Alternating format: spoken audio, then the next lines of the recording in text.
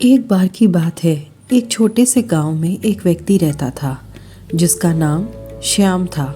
वो बहुत ही क्रूर और स्वार्थी था। वह हमेशा दूसरों को नुकसान पहुंचाने के बारे में सोचता रहता था और दूसरों की मदद करने से हमेशा बचा करता था। एक दिन श्याम को एक बूढ़े आदमी की मदद करने का मौका मिला।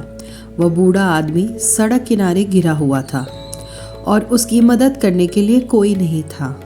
बूढ़े आदमी ने श्याम को आवाज़ लगाई और बोला, मेरी मदद करो।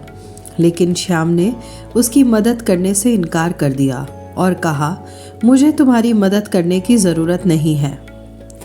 श्याम को उस बूढ़े व्यक्ति पर बिल्कुल तरस न आया और वो वहाँ से चला गया। उसने एक पल के लिए भी नहीं सोचा कि उस बूढ़े व्यक्ति का क्या होगा। कुछ दिन बीत गए और श्याम एक दुर्घटना में गंभीर रूप से चोटिल हो गया। वो जंगल में सड़क किनारे गिरा हुआ था और उसे दूर दूर कोई भी नहीं दिख रहा था। तभी उसे वो बूढ़ा व्यक्ति जाता हुआ दिखाई दिया जो कभी उससे मदद की गुहार लगा रहा था। उसने उस बूढ़े आदमी को बुलाया और बोला, मेरी मदद करो, मेरी मदद करो।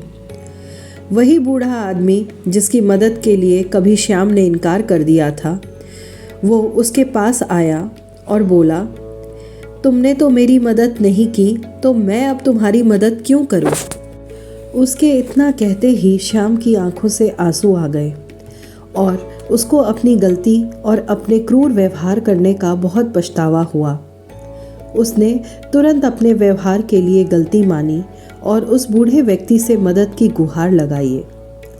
बूढ़े व्यक्ति ने भी तुरंत उसकी मदद के लिए हाथ बढ़ाया और उसे पास के हॉस्पिटल में भर्ती कराया।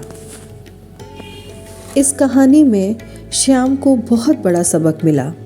उसने समझा कि जैसा व्यवहार हम दूसरों के साथ करते हैं वैसा ही व्यवहार दूसरे भी हमारे साथ करते हैं।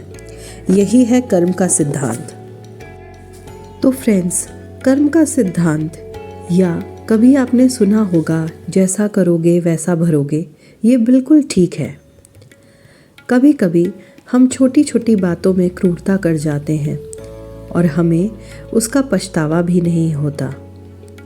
हम कभी भी अपने अंदर की कमियों को तो देखते ही नहीं, हमेशा दूसरों को ही दोषी मानते हैं। फ्रेंड्स, अगर हमारे साथ कोई गलत करे तो हमें कैसा लगेगा? ठीक वैसे ही हमें दूसरों के लिए भी सोचना पड़ेगा। जो व्यवहार हमें अच्छा नहीं लगता तो हम दूसरों के साथ वैसा कैसे कर सकते हैं? इसलिए हमेशा अपने कर्मों के प्रति सावचेत रहिए। हो सकता है आप भी कभी उसी समस्या में उलझ जाएं जैसे इस कहानी में श्याम फंसा था। इसलिए अपने अंदर विराजमान जो भी ईगो या अहंकार है उसे हटाकर दूसरे की मदद के लिए आगे बढ़िए, क्योंकि सेवा ही वो माध्यम है जिसके ज़रिए हम अपने बुरे कर्मों को काट सकते हैं।